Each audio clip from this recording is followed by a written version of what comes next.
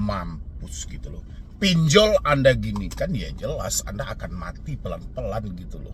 Ya, masa ada yang ngutang 60 juta satu aplikasi, 80 juta satu aplikasi, 53 juta satu aplikasi gitu loh. Itu sudah berapa lama Anda merawat utang seperti itu sehingga Anda mendapatkan limit sebanyak itu? Biasanya ya, kalau hutangnya sudah puluhan juta seperti itu di satu aplikasi, duit yang Anda habiskan sudah melebihi dari jumlah hutang yang ada. Itu sama aja Anda membunuh diri Anda sendiri.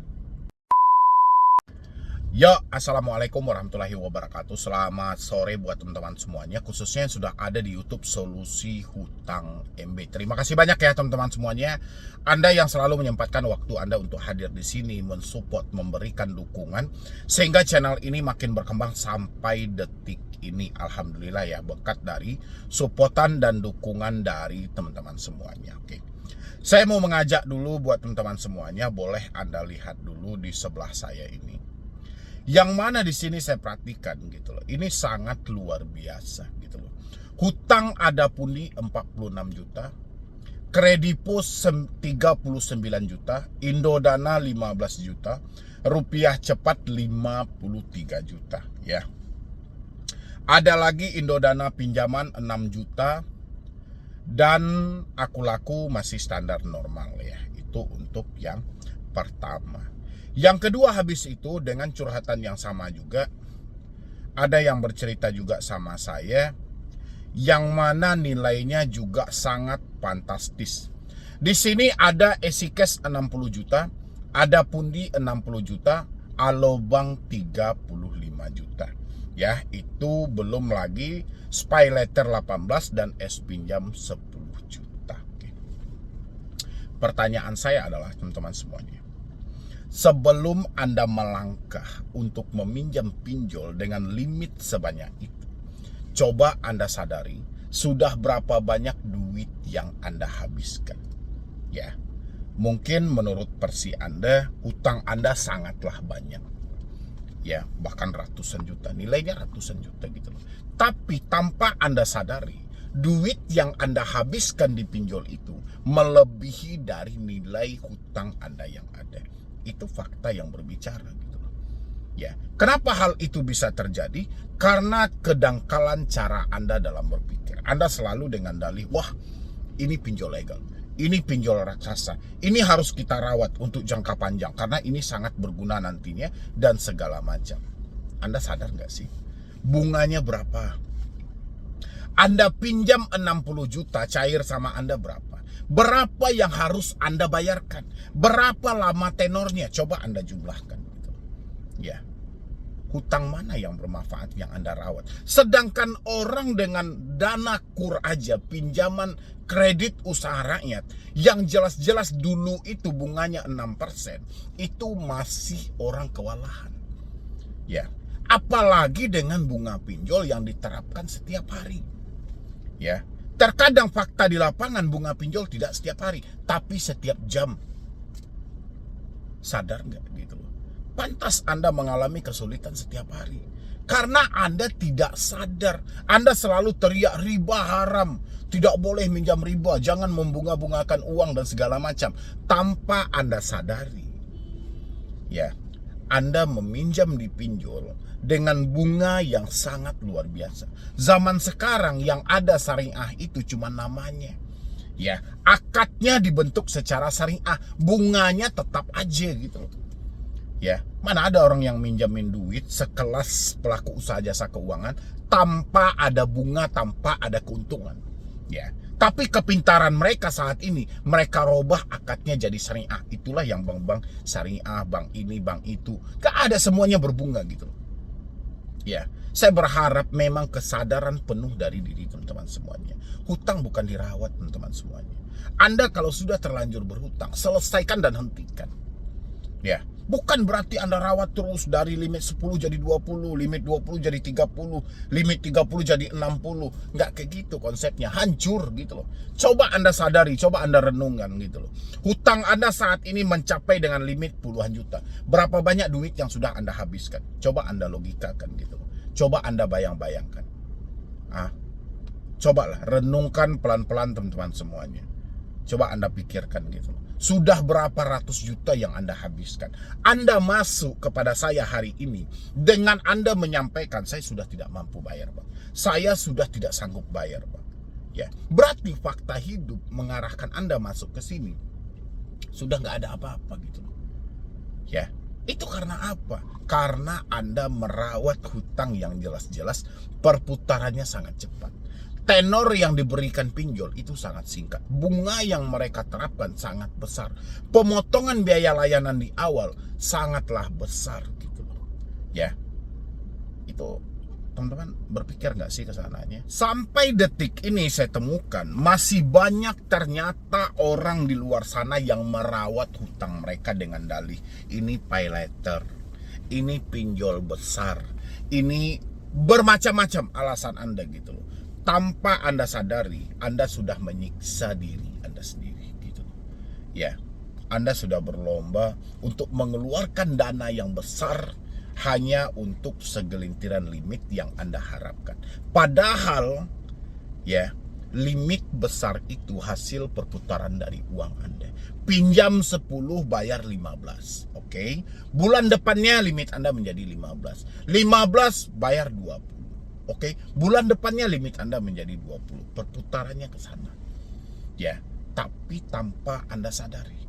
Dan saya berharap buat teman-teman semuanya, jangan ada lagi yang merawat-rawat hutang pinjol yang pada akhirnya Anda akan berada pada titik buntu di mana keadaan tidak mendukung lagi untuk Anda terus membayar hutang tersebut. Akhirnya kekacauan itu akan muncul. Sama aja hari ini Anda menggali kuburan kematian buat diri Anda di masa depan nanti gitu. Hari ini Anda rawat hutang, akan ada masanya ya keadaan tidak berpihak pada diri Anda dan Anda akan mati pelan-pelan. Ya, sesuatu yang seharusnya tidak hilang dalam diri Anda akhirnya hilang. Contoh mobil. Ya, seharusnya mobil tidak terjual jadi terjual. Sertifikat tanah seharusnya tidak tergadai jadi tergadai. Rumah, seharusnya rumah ini menjadi tempat ternyaman kita akhirnya sudah berpindah tangan. Itu pada akhirnya. Ya, kalau nggak percaya rawatlah. Hutang apapun silahkan Anda rawat. Selagi dia berbunga, Anda rawat hutang itu. Anda akan berada pada titik di mana keadaan lelah melihat Anda sendiri. Ya, itu bukan 1-2 orang. Oh, misalnya Anda ngambil dana bank misalnya gitu. Oke, perputarannya karena bunganya sangat kecil, Bang. Oke. Satu periode dengan tenor 3 tahun Anda terselamatkan. Pihak bank menyampaikan, "Pak, ini sayang banget, Pak. Lanjutin aja, Pak. Namanya sudah terlanjur masuk, nama Bapak bagus dan segala macam." Periode kedua kena. Boleh tanyakan kepada UMKM gitu. Silahkan tanyakan sama mereka. Mereka yang bergerak di bidang bisnis dengan dana bank dan segala macam. Akan ada masanya keadaan lelah dengan mereka sendiri. Apalagi uang pinjol. Ya, saya memperhatikan di lingkungan sekitar saya itu. Saya bertanya, ini kamu perputaran dengan usaha dia toko kelontong atau PND. Saya bilangin, ini dengan apa? Modal awal memang dengan dana dia, modal 20 juta.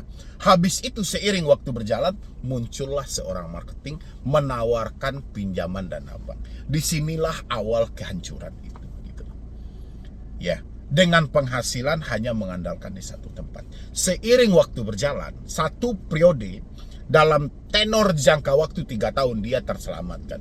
Tapi pihak bank tidak tinggal diam. Dia akan melobi terus untuk menawarkan pinjaman tersebut. Bahkan dari kitanya, seringkali 1 tahun masih ada sisa kredit kita paksa untuk melunaskan hari ini supaya hutang ini bersambung. Dan itulah awal kehancuran yang terjadi.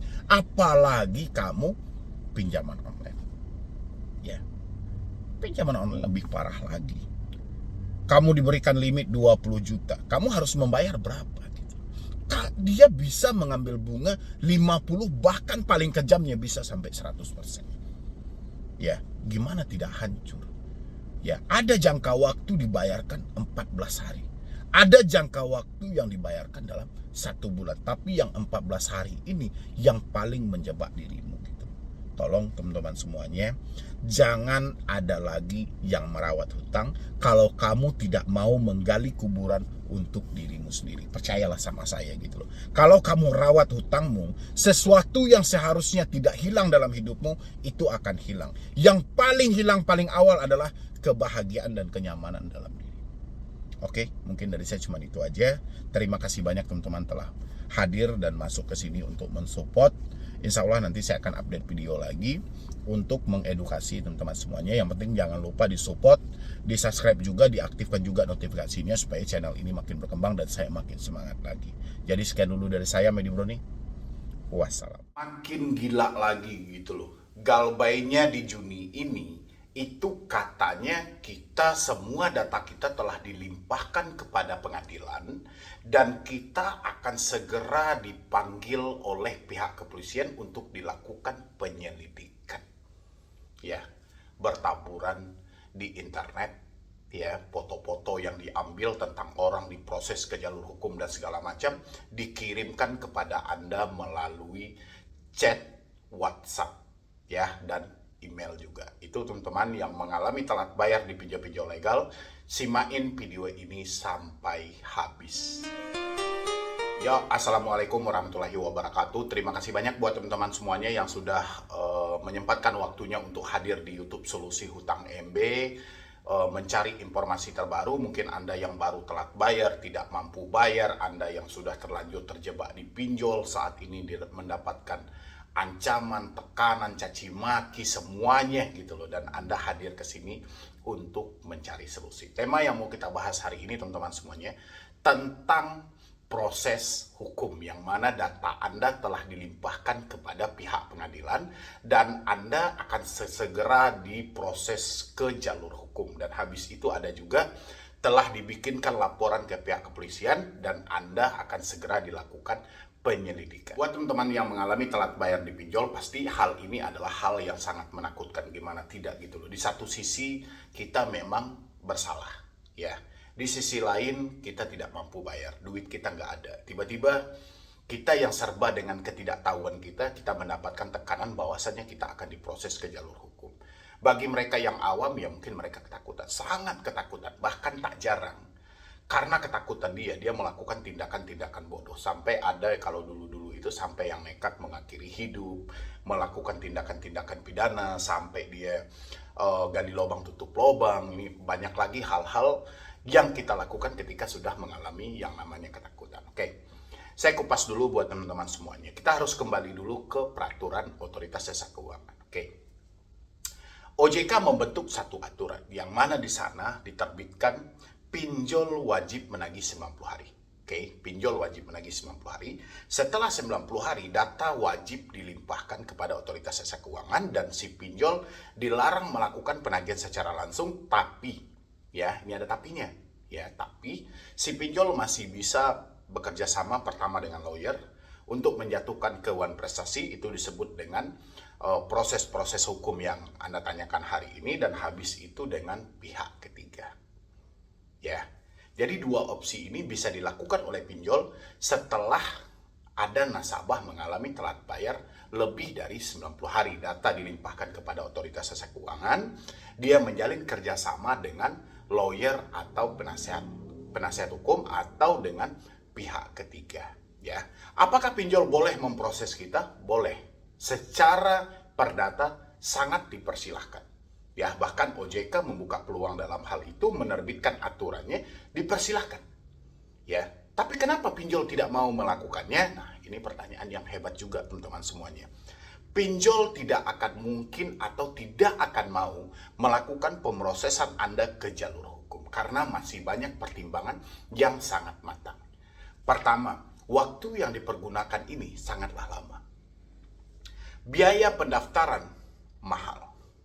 Hasilnya tidak memuaskan. Daripada dia boros anggaran, buang-buang anggaran, mendingan pinjol mengambil, menjalin kerjasama dengan pihak ketiga. Itulah yang Anda sebut selalu FC lapangan. Ya, yang selalu Anda takutkan gitu loh. Bukan berarti pinjol tidak boleh melakukan proses Anda ke jalur hukum. Boleh dipersilahkan. Tapi banyak hal yang dipertimbangkan oleh pinjaman online. Jadi dia sudah tahu karakter Anda itu, dia sudah tahu permasalahan Anda. Anda tidak mampu bayar, otomatis ini benar-benar duit tidak ada. Ya, selagi duit Anda ada, Anda tidak akan telat bayar. Anda pasti akan berupaya melakukan pembayaran secepat mungkin. Tapi karena pinjol tahu posisinya Anda benar-benar tidak mampu, Anda tidak ada uang, sehingga bahasa-bahasa hukum itu digunakan hanyalah dalam versi penagihan. Ya, pinjol tidak mau buang-buang anggaran dia. Ini akan terjadi pemborosan. Ya, biaya mahal. Untuk pendaftaran biaya mahal. Waktu yang dipergunakan ini sangat lama. Untuk memproses gugatan sederhana aja itu berbulan-bulan. Apalagi dia langsung menggugat Anda secara perdata dengan hukum yang besar gitu loh. Ya, itu butuh waktu sampai bisa bertahun. Oke, dan pinjol juga tahu masih banyak kelemahan dalam sistem mereka. Ya, mungkin dalam mekanisme mereka menyalurkan dana, penerapan bunga, itu masih banyak kelemahan mereka. Sehingga mereka tidak mau melangkah terlalu jauh untuk melakukan proses ke jalur hukum.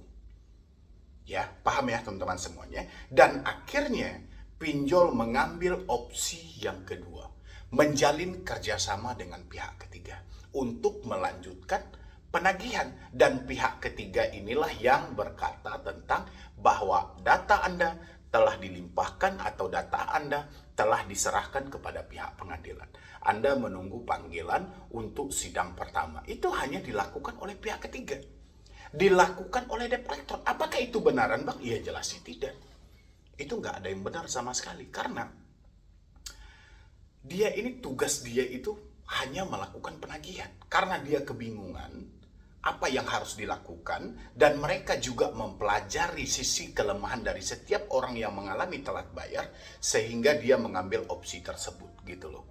Karena tak jarang dari kita itu ketakutan ketika kita mendapatkan ancaman bahwa kita akan diproses ke jalur hukum. Makanya itu dipakailah terus-menerus ya.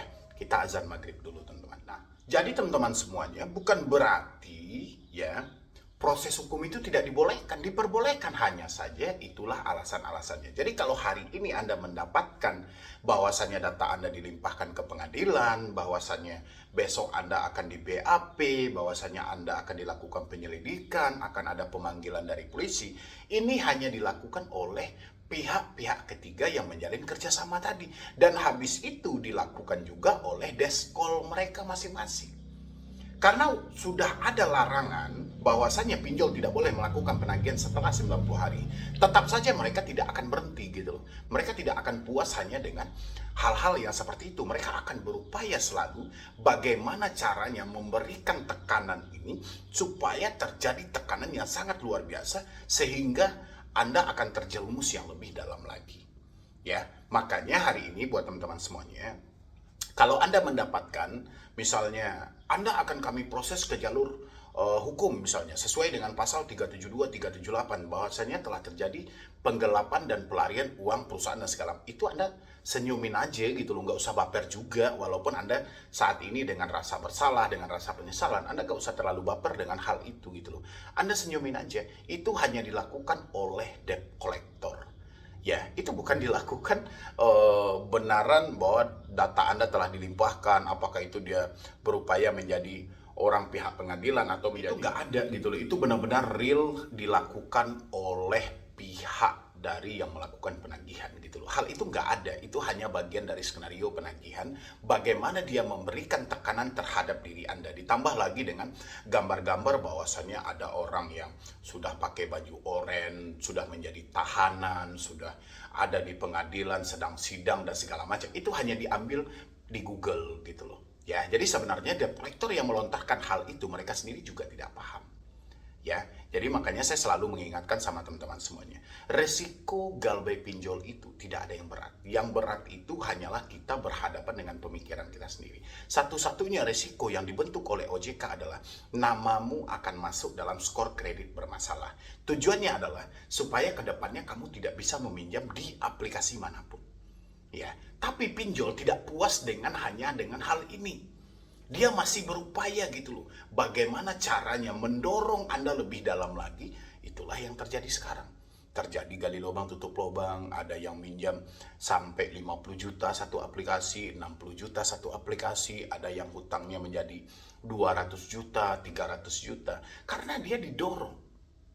Dia ditekan dengan bahasa-bahasa tadi, bahwasanya dia mau diproses hukum lah kalau tidak membayar, aset dia diambil lah kalau tidak membayar, atau misalnya dia akan dicegat di jalan, macam-macam bahasa-bahasa seperti itu, macam-macam.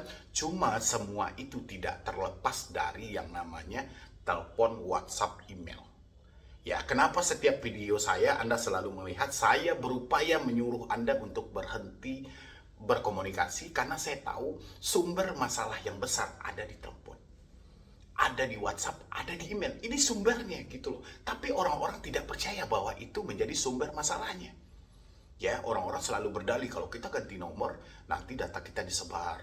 Orang sekitar ditelepon. Sekali saja terbesit pemikiran seperti itu, siap-siap Anda akan hancur dan tamat. Ya, teman-teman semuanya. Mungkin dari saya cuma itu aja. Mudah-mudahan ini bisa bermanfaat ya teman-teman. Jangan terpengaruh lagi dengan bahasa-bahasa proses hukum, penjara, penyelidikan, dipanggil polisi, data sudah dilimpahkan. Tidak usah percaya. Apapun pinjol yang Anda galbai hari ini, tanyakan ke diri Anda, apa penyebab Anda galbai. Ya, kalau Anda sudah tahu penyebabnya, Anda perbaiki. Misalnya penyebabnya karena Anda resign kerja, duit nggak masuk, atau usaha Anda sedang menurun, ya perbaiki di sana. Kalau Anda resign, kalau Anda di PHK misalnya, cari kerja baru. Kalau usaha Anda sedang merosot, pikirkan bagaimana usaha Anda bisa berkembang. Kalau misalnya telepon dan WhatsApp mereka mengganggu, putus komunikasinya. Dengan begitu Anda akan terselamatkan. Ya teman-teman semua.